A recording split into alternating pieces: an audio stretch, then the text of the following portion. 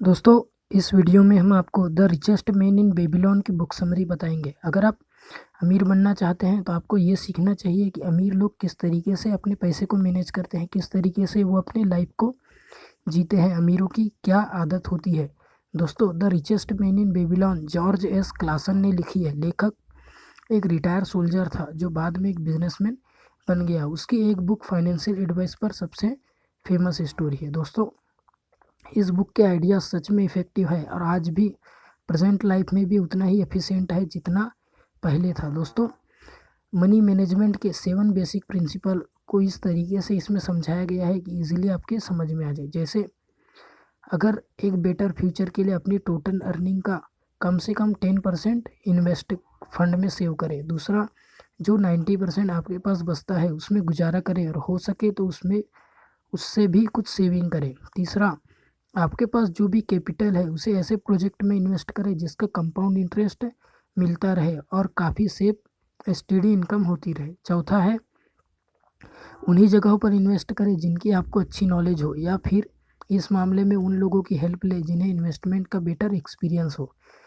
पांचवा है, खुद का घर ले जिससे हर महीने रेंट के पैसे सेव हो सके। छठवा है, रियलिस्टिक इंश्योरेंस प्रोग्राम ले। और सातवां है, पैसे कमाने के एक से ज़्यादा तरीके ढूंढे जिससे आपकी इनकम इंक्रीज हो। दोस्तों, चलिए पहले पॉइंट की बात करते हैं। पहला है, बेबीलोन का ऐतिहासिक स्केच, वो आदमी जिसने गोल्ड की डिज़ायर की। दोस्तों, ये चैप्टर बंसीर की स्टोरी से शुरू होता है जो बेबीलोन का रहने वाला था। एक दिन वो एक दीवार पर बैठा अपनी सिचुएशन के बारे में सोच रहा था। तभी उसका दोस्त कॉबी उसके पास आया जिसे बंसीर से कुछ पैसे उधार चाहिए थे। बंसीर और कोबी की सालों से दोस्ती थी, लेकिन उस टाइम बंसी के पास कोबी को देने के लिए पैसे नहीं थे, तो उसने कोबी को मना कर दिया है। इनफैक्ट वो खुद पैसे की तंगी से गुजर रहा था। कोबी ये सुनकर काफ़ी डिसअपॉइंट हुआ और दोनों पैसे की प्रॉब्लम पर डिस्कस करने लगे। दोनों को रियलाइज़ हुआ कि शायद आगे चलकर उनके बेटे भी ज़िंदगी भर गरीब ही रहेंगे, क्योंकि वे भी उन्हीं के रास्ते पर चल रहे हैं। वो वही डिसीजन ले रहे हैं जो उनके पापा ने लिया है। दोस्तों, तभी उन्हें अपने दोस्त अरकद की याद आई जो बेबीलोन का सबसे अमीर आदमी था। दोनों ने डिसाइड किया कि चलकर अपने दोस्त से मदद ली जाए। दोनों उसके पास गए और उसे अपनी प्रॉब्लम बताई, तो अरकद ने उन्हें लॉ ऑफ कैपिटल मेकिंग के बारे में बताया। दोस्तों, हालांकि हर कोई ये एक्सपेक्ट करता है कि पैसा ही सब कुछ नहीं होता और कुछ चीज़ें पैसे से भी नहीं खरीदी जा सकती, पर ये बात भी सच है कि इस दुनिया में पैसा ही सक्सेस का दूसरा नाम माना जाता है।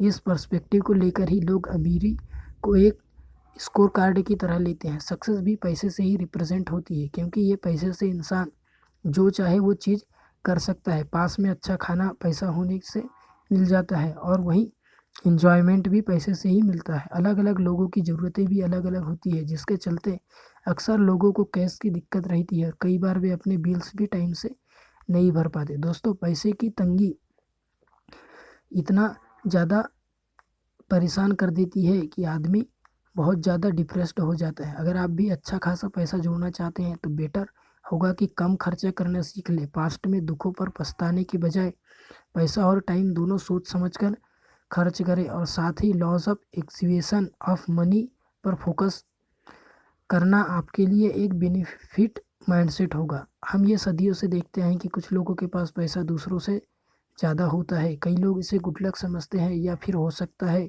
उन्होंने कंजूसी करके इतनी दौलत जोड़ी हो। खैर, जो भी हो, मगर जो इसे सिर्फ गुड लक समझते हैं उनके लिए लाइफ में अमीर बनने के उतने ही चांस है जितने कि कभी कोई जैकपॉट लगने के। और जो लोग हार्डवर्क पर डिपेंड रहते हैं और घंटों काम करते हैं उनके अमीर होने के चांसेस ज़्यादा बनते हैं।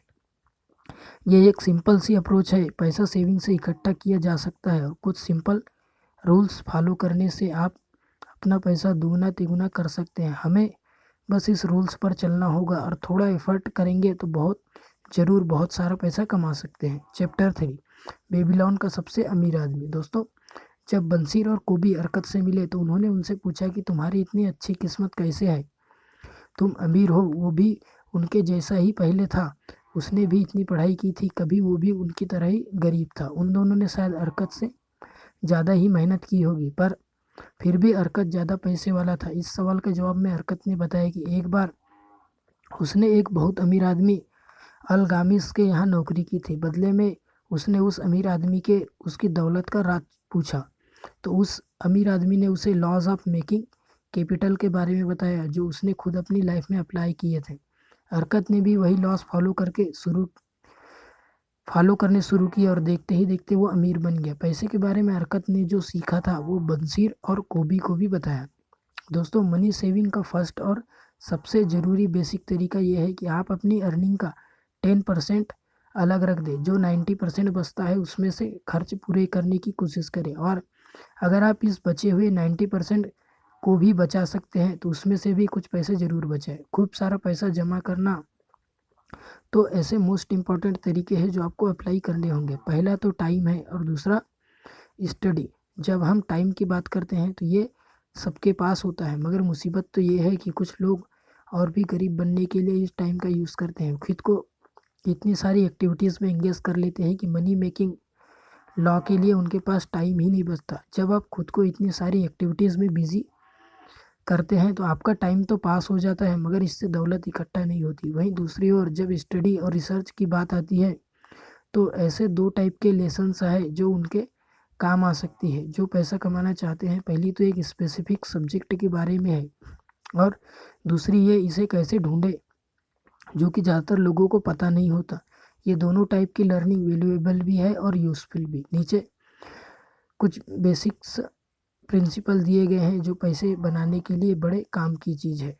जो भी आप कमाएं उससे कम गुजारा करने की आदत डालें। जब लोग मंथ एंड में आराम से अपने सारे बिल्स भरते हैं तब जाकर उन्हें अमीर और वेल्दी होने की फीलिंग आती है। लेकिन अमीर होने का मतलब सिर्फ बिल्स भरना या चीज़ें खरीदना नहीं होता, बल्कि इसका असली मतलब है कि आप सबसे पहले खुद को पे करते हैं। हर मंथ आप जब बाकी बिल्स भर सकते हैं तो पहले खुद के लिए पे क्यों नहीं करते। अपनी अर्निंग का 10% खुद पर पे करना आपके फ्यूचर के लिए बेनिफिशियल होगा। एक्चुअल में पैसे जोड़ने का बड़ा बेनिफिशियल तरीका है। लाइफ में असली चेंज तो तब आएगा जब हर मंथ के शुरू में आप सबसे पहले खुद को पे करेंगे। अगर आप ये कर सकते हैं तो बेनिफिटली बाकी के पैसे से आपका पूरा मंथ निकल सकता है और बदले में आपका 10% बचा ही रहेगा। हमेशा अपनी एडवाइस ले जो इस मामले में बेस्ट है। अब जैसे कि मान लो आप बीमार हो, आपको डॉक्टर के पास जाना पड़ेगा, ना कि प्लम्बर के पास। सेम बात यहाँ पर भी अप्लाई होती है। अगर आपको किसी चीज़ में एडवाइस चाहिए तो जो लोग उसमें एक्सपर्ट है आपको उनके पास जाना चाहिए। आखिर एक एक्सपर्ट की एडवाइस हमेशा इम्पॉर्टेंट होती है। जब आप अपने लिए कैपिटल बिल्ड करना शुरू करते हैं तो स्टार्टिंग स्मॉल इन्वेस्टमेंट से करें, मगर साथ ही ये भी इंश्योर कर ले कि आपका पैसा सेफ जगह में जाए। बिना जांच पड़ताल के एक पैसा भी इन्वेस्ट ना करें, वरना आपका पैसा वेस्ट चला जाएगा। हमेशा याद रखें कि हर इन्वेस्टमेंट जेन्युइन नहीं होता, इसलिए आपको कुछ मामले में केयरफुल रहने की बहुत ज़रूरत है। कुछ इन्वेस्टमेंट स्कैम या फिर फ्रॉड भी हो सकते हैं। Chapter 4, 7 cures for a lean purse. इस चैप्टर में राइटर ने आपके पर्स को हमेशा भरा हुआ रखने के 7 सीक्रेट्स शेयर किए हैं। ये 7 टेक्निक्स ये है। पहला, आपको सबसे पहले ये सीखना है कि आपका पर्स हमेशा भरा हुआ कैसे रहे। आपको बस एक सिंपल रूल फॉलो करना है। जैसा कि अगर आप अपने पर्स में 10 कॉइन्स डालते हैं जो आपने कमाए हैं तो उसमें से 9 कॉइन स्पेंड करें और बाकी बचा हुआ 1 कॉइन सेव कर ले। ये वाला रूल फॉलो करते ही आपका बैग तेज़ी से भरने लगेगा और जल्दी ही आप अपने 9 कॉइन से मैनेज करना सीख जाएंगे। दूसरा पॉइंट है, आपको अपने खर्चों पर लगाम लगानी होगी। नॉर्मली ये माना जाता है कि जैसे इनकम हो लोग वैसा ही खर्च करते हैं, लेकिन ये एकदम गलत बात है, क्योंकि मनी मेकिंग लॉ के खिलाफ है। तो अगर आपकी इनकम बढ़ भी जाए तो भी आपको अपने खर्च कम रखने होंगे। अपनी डिज़ायर को नीड्स से कंफ्यूज ना करें। अपनी मनी रिजर्व को बढ़ाने के लिए एक्स्ट्रा इनकम और किसी इन्वेस्टमेंट टूल में लगाएं। तीसरा पॉइंट है, थोड़ा बहुत गोल्ड तो हर कोई खरीदता है, इसलिए ट्राई करें कि आप अपने गोल्ड को मल्टीप्लाई करें, जिससे आपके पास बहुत सारा गोल्ड हो जाएगा। फिर इसे आप लोन्स या दूसरी अपॉर्चुनिटीज़ में इन्वेस्ट कर सकते हैं, क्योंकि गोल्ड एक ऐसी चीज़ है जो बहुत जल्दी मल्टीप्लाई होती है। चौथा पॉइंट है, किसी भी तरह के अनएक्सपेक्टेड लॉस से अपनी जमा पूंजी को प्रोटेक्ट करके रखें। गोल्ड या दूसरे इन्वेस्टमेंट को केयरफुली प्रोटेक्ट करना बहुत ज़रूरी है। रातों रात करोड़पति बनने के सपने ना देखें, वरना हो सकता है आप अपना खजाना भी खो बैठे।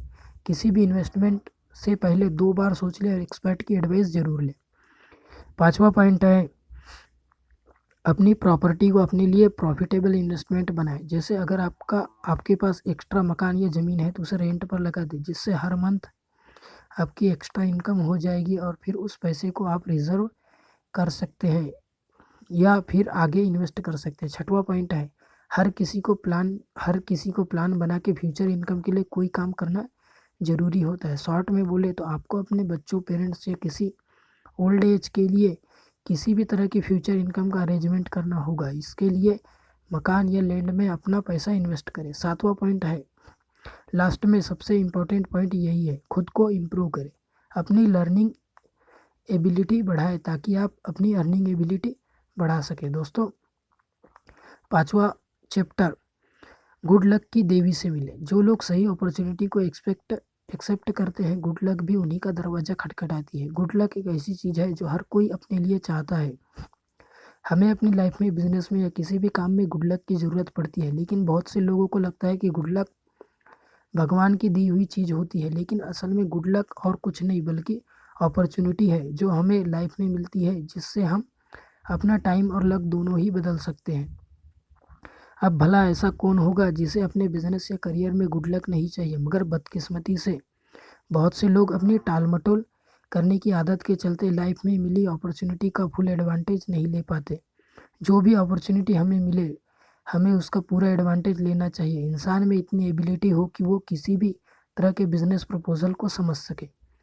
गुड लक को अट्रैक्ट करने का ये एक स्ट्रॉन्ग और इफेक्टिव तरीका है, जो खाली हाथ पर हाथ रखकर बैठने से तो बेहतर ही है। कुछ लोग हमेशा इंतज़ार करते रहते हैं, जैसे हर चीज़ सिल्वर प्लेट में उनके सामने अपने आप आ जाएगी, और वो लोग मेहनत ही नहीं करना चाहते। 6वां चैप्टर है, गोल्ड के 5 लॉस। दोस्तों, यहाँ गोल्ड के 5 लॉस दिए हैं। गोल्ड का मतलब यहाँ पैसे से है। दोस्तों, पहला पॉइंट है, जो इंसान अपनी इनकम का 1/10 सेव करता है, वो अपने और फैमिली के बेटर फ्यूचर के लिए आराम से और ज़्यादा पैसे जमा कर सकता है। जो लोग गोल्ड को प्रोडक्टिव तरीके से इन्वेस्ट करते हैं, ये उनको ये बड़ी जल्दी और डिलीजेंट तरीके से प्रॉफिट दिलाता है। तीसरा है, इंटेलिजेंट लोग इसे सही ढंग से सही जगह पर इन्वेस्ट करते हैं, उनके पास ही ज़्यादा धन रहता है। चौथा पॉइंट है, जो लोग गलत तरीके से अपने पैसे को बेवजह कहीं पर भी इन्वेस्ट कर देते हैं, उन्हें कोई प्रॉफिट नहीं होता बल्कि उन्हें और भी लॉस उठाना पड़ता है। 5वां पॉइंट है, पैसे को ऐसे लोगों से दूर रखें या ऐसे जगह पर यूज़ ना करें जहां वो बढ़ना इम्पॉसिबल हो। चैप्टर 7, बेबीलोन का gold lender, the gold lender of Babylon. दोस्तों, इस चैप्टर में स्टोरी थोड़े डिफरेंट ट्रैक पर मूव हो जाती है। ये स्टोरी एक स्पीयर मेकर की है जिसे सजा से 50 पीस गिफ्ट गोल्ड गिफ्ट मिलता है। उसे बढ़िया क्वालिटी के स्पीयर्स बनाने होते हैं, तो इस स्पीयर मेकर रोदान एक मनी लेंडर के पास जाता है जिसका नाम था मथॉन। रोदान मथॉन ने मॉनिटरी एडवाइस लेना चाहता था क्योंकि उसे इस बारे में कोई खास आइडिया नहीं था, और साथ ही उसने ये भी बताया था कि उसकी बड़ी बहन अपने हस्बैंड आरामाना के लिए कुछ पैसे चाहती थी जिससे कि वो एक मर्चेंट बन सके। दोस्तों, रोदान की बात सुनकर माथॉन उससे कहता है कि उसे 2 डिफरेंट स्टोरी सुनाएगा, जिसे सुनकर शायद वो कोई बेटर डिसीजन ले सके। अपने फ्रेंड्स को हेल्प करना कॉमन बात है, लेकिन अगर आप हेल्प कर रहे हैं तो कुछ इस तरह करें कि वो आपके दोस्तों को कोई एहसान न लगे। जैसे एग्जाम्पल के लिए माथॉन एक फार्मर की स्टोरी सुनाता है जिसे एनिमल्स की लैंग्वेज आती थी। एक दिन शाम के वक्त वो फार्मर अपने स्टेबल के सामने से गुजर रहा था। उसने बैल को गधे से बोलते हुए सुना कि मेरा काम तुम्हारे काम से ज़्यादा मुश्किल है, क्योंकि मुझे पूरा खेत जोतना होता है जबकि तुम सिर्फ फार्मर को अपनी सवारी कराते हो। बैल की बात सुनकर गधे ने कहा कि तुम कल बीमार होने का नाटक करना, फिर तुम्हारा काम मैं कर लूँगा। दूसरे दिन प्लान के हिसाब से बैल बीमार हो गया तो फार्मर ने उसके बदले गधे को खेत जोतने के काम में लगा दिया। शाम को बैल ने गधे का शुक्रिया अदा किया कि उसने उसकी इतनी मदद की और उसे रेस्ट करने का मौका दिया। ये बैल और गधे की ट्रू फ्रेंडशिप की स्टोरी थी जो माथोन ने रोदान को सुनाई। अब दूसरी स्टोरी इस तरह है। एक बार माथोन ने रोदान से पूछा कि क्या इसे ट्रू सेंस में लोन माना जाएगा अगर लोन लेने वाला इंसान उसे रीपे ना कर सके। तो माथुर ने खुद ही अपने सवाल का जवाब भी दिया। उसने कहा कि 3 टाइप से बोरोवर होते हैं। फर्स्ट टाइप के वो जो अपनी कैपेसिटी से ज़्यादा लोन लेते हैं। सेकंड टाइप के वो जो अपनी कैपेसिटी के हिसाब से लोन लेते हैं। और तीसरा वो है जो थर्ड टाइप के होते हैं जिनके पास ना कोई प्रॉपर्टी होती है ना किसी तरह की पक्की इनकम का सोर्स। ये लोग लोन तो ले लेते हैं मगर कभी रिटर्न नहीं कर पाते। तो इन थर्ड टाइप के लोगों को कभी लोन नहीं देना चाहिए। इससे रिलेटेड कुछ और शॉर्ट स्टोरीज भी है। जैसे एक औरत थी जिसने अपने बेटे को मर्चेंट बनाने के लिए पैसे उधार लिए थे। उसने अपने गहने गिरवी रखने के लिए दिए तो माथुर उसे मना नहीं कर पाया। माथुर को ये आइडिया पसंद आया कि पैसे के बदले रियल सिक्योरिटी यानी गोल्ड गिरवी रखा जा सकता है जिससे उधार देने वाला भी घाटे में ना रहे। बेसिकली ये एक वॉइस पर्पस था। मोरल ऑफ द स्टोरी ये है कि आप एक्स्ट्रा इनकम के लिए लोगों को लोन प्रोवाइड करा सकते हैं मगर किसी को उधार देने से पहले ये श्योर कर ले कि लोन लेने वाला आपके पैसे लौटा पाएगा भी या नहीं। अगर आपके पैसे फंस गए तो इससे आपका बड़ा लॉस होगा। इसलिए बेटर होगा कि थोड़ा अलर्ट रहा जाए ताकि बाद में पछताना ना पड़े। हमेशा अपनी सिक्योरिटी का ध्यान पहले रखें।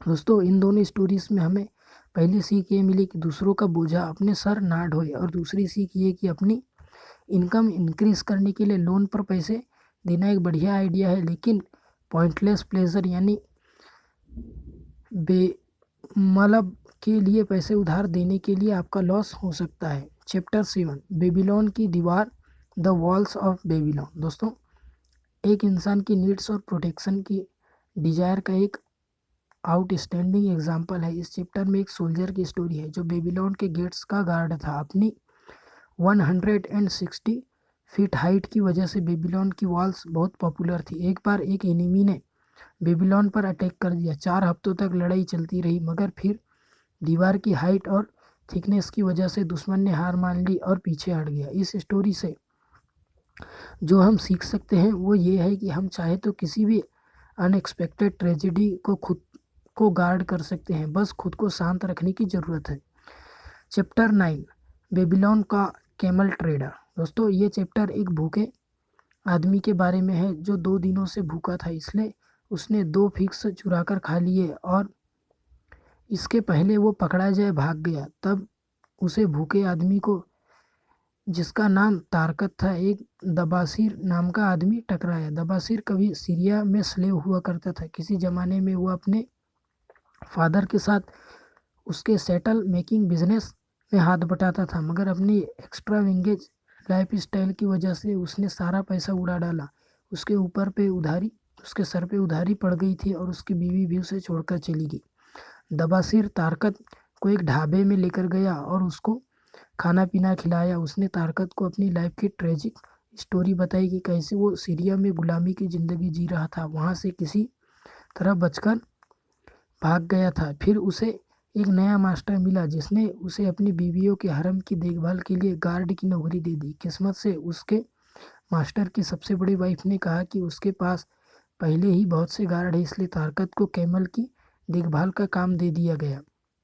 और इस तरह सब कुछ लूटा कर गरीबी की मार झेल रहे इस इंसान को फिर से अच्छी लाइफ जीने का मौका मिला और वो अब हर तरह से आज़ाद था। इस स्टोरी से हम ये समझ सकते हैं कि जहाँ डिटर्मिनेशन होता है वहाँ कोई ना कोई रास्ता निकल ही जाता है। चैप्टर 10 बेबीलोन के क्ले टेबलेट्स। ये चैप्टर 5 टेबलेट्स में डिवाइडेड है। हर टेबलेट में दबासिर की स्टोरी है और भी डिटेल्स दी गई। इसमें बताया गया कि दबासिर ने कैसे अपने सारे कर्ज उतारे अपने लाइफ के साथ एक हेल्दी और वेल्दी लाइफ जीने लगा। टेबलेट नंबर 1 में दबासिर ने कैपिटल मेकिंग लॉ को फॉलो किया और अपनी सैलरी का 1/10 हर महीने बचाया। जब वो बेबीलोन वापस आया तो उसकी बीवी भी उसके पास लौट आई और दोनों खुशी से रहने लगे। दबासिर अपनी अर्निंग के 7/10 से अपने सारे बिल्स भर देता था।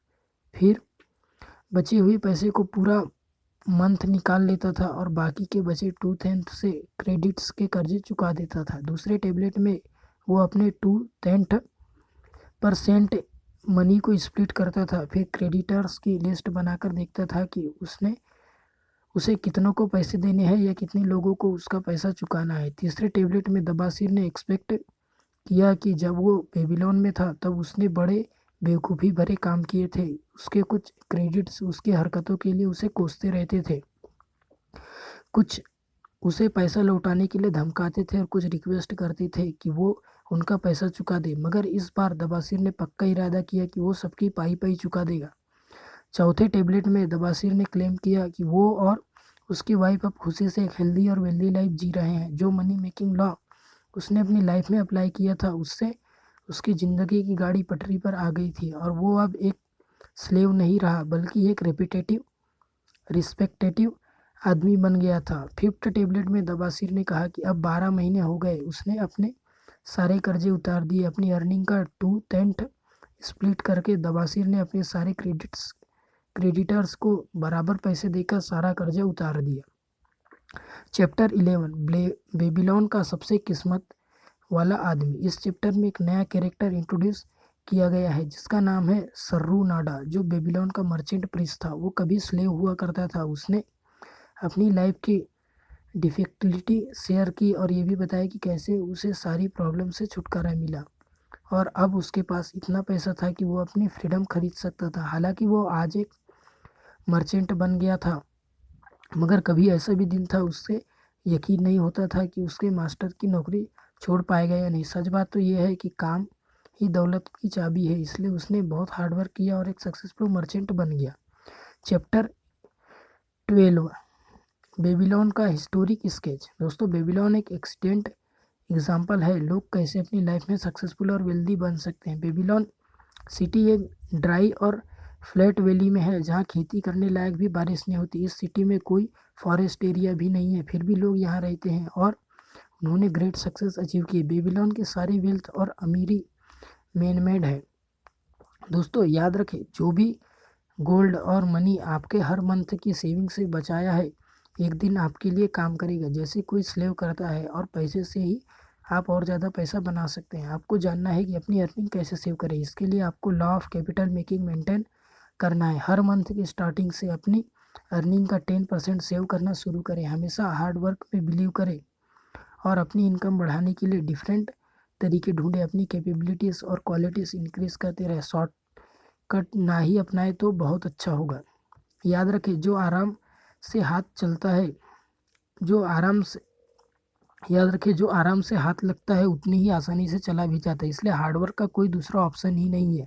कोशिश करें कि ज़्यादा से ज़्यादा सेव कर सके। जो भी बढ़िया अपॉर्चुनिटी मिले लपक ले और अपना पैसा सिक्योर जगह पे इन्वेस्ट करें। हमेशा एक्सपर्ट्स एडवाइस लेना तो बिल्कुल भी ना भूलें। दोस्तों, उम्मीद है आपको ये बुक समरी बहुत अच्छी लगी होगी। अगर अच्छी लगी तो इसे अपनी लाइफ में अप्लाई करें। धन्यवाद।